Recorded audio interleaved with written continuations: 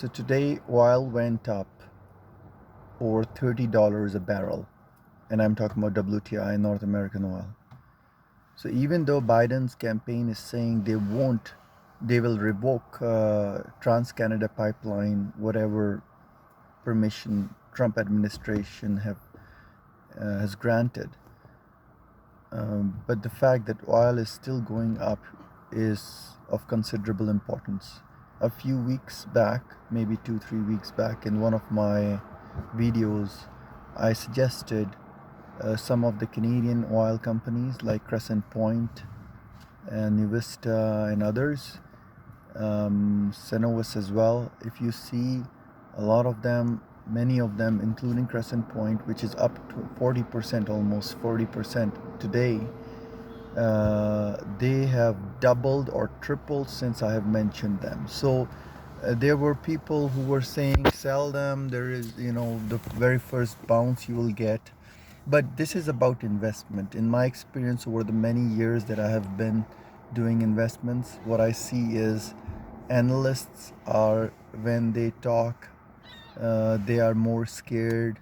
They want to make sure that you're making 10% every year or 5% or whatever, and you're not losing money. So they don't take risks. Risks that I saw must be taken a few weeks ago. And I mentioned, go ahead, buy Crescent Point, go ahead, buy even Baytex, so which has a lot of debt on its sheets, but despite that, it has gone to the equivalent of 44, 45 cents today from the 27 cents low this year. So and then you look at Crescent Point, which has gone to the equivalent of almost $3, $2, just shy of $3, $2.80 something, because the Canadian markets are closed. That's the reason why I have to convert American New York Stock Exchange Crescent Point trading over there into Canadian. So if you look at it, it has gone up to $2.80 approximately in terms of where it is in New York Stock Exchange.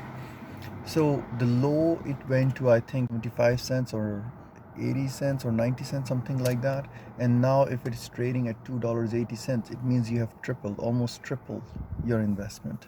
So keep watching, subscribe to my channel in order to be ready to buy the next opportunity.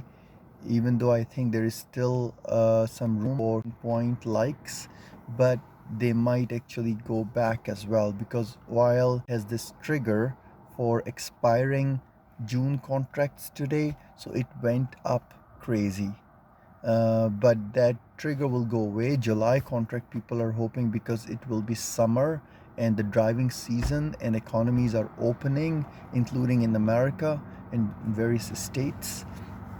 So there is a strong possibility that oil demand will go up in July, but there are reports that producers are very serious and they have already implemented oil cuts.